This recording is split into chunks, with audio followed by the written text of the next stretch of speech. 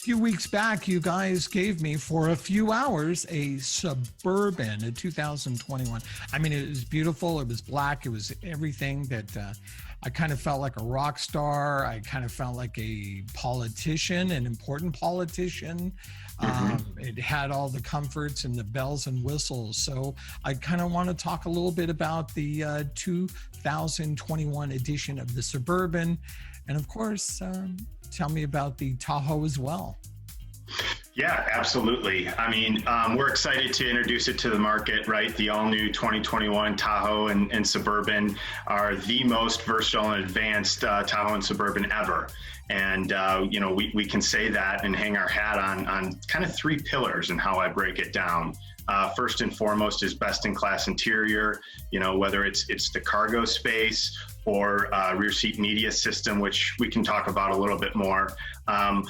And then the second pillar would be the driving dynamics. Again, best in class when you look at our powertrain lineup, as well as, ride and handling and some features that enable just a completely smooth ride.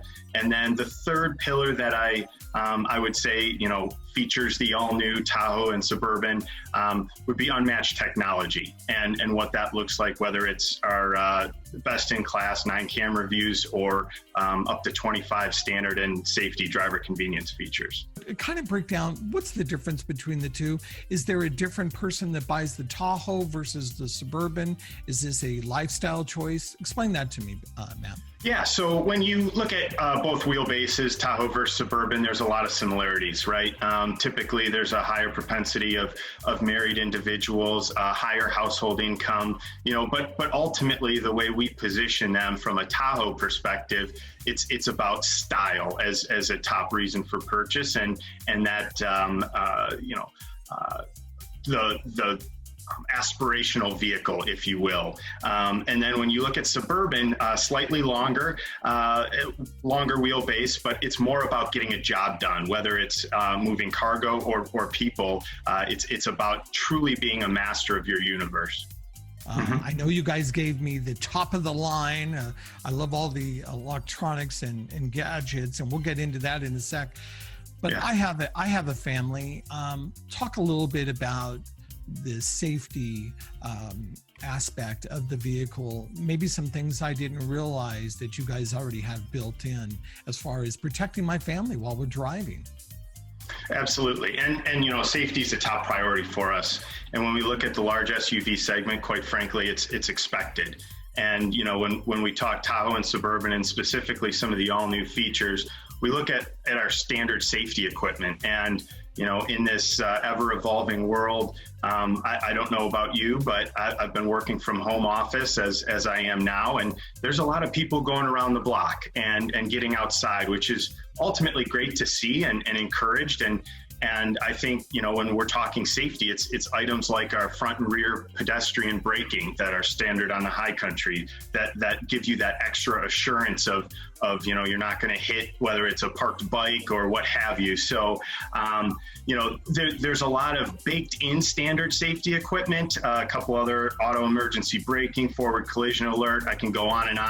And then, as you turn the page to available, I think we'll get into it, but, we do have 6 trims. And when you look at available safety features, the ones that pop to mind first are, best in class 9 camera views, which gives you that digital camera look in your rearview mirror, as well as industry leading 15-inch diagonal heads-up display. So these are loaded with safety equipment. And again, this is just building off what our customers already love. I do have a Yukon. So I'm used to that bigger car and what have you. And I feel very comfortable in it. And I do feel like I'm in control of the car, but those what is it I'm looking for? Those cameras, that does take a little bit of getting used to. Give me some insights on how to kind of get used to that, to prepare yourself for that.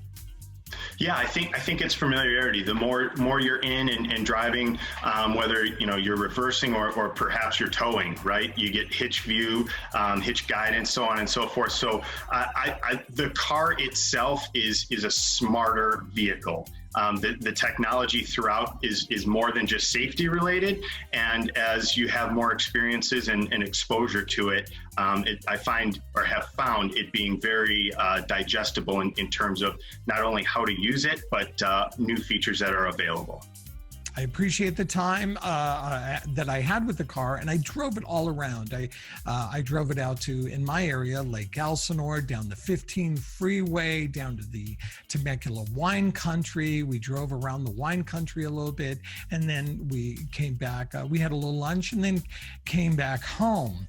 The part that really blew me away, it's a big vehicle with a big engine, and it hardly moved the gas meter, if you will. Talk a little bit about that, because that was the one thing that really surprised me. I thought it was going to be a gas guzzler.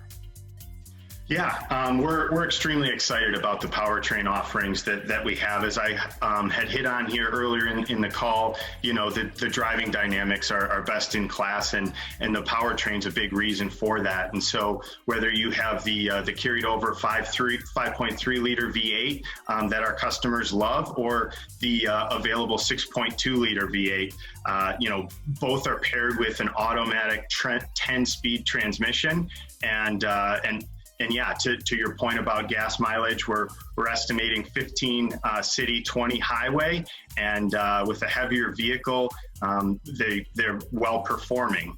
And that's only the first part of the story. You know, later on in this calendar year, we're also going to have the 3.0 liter diesel, Duramax turbo diesel available, which again is a first in our segment here, with forecasted top fuel economy. So I think the good story gets even better, and we're just a few weeks away.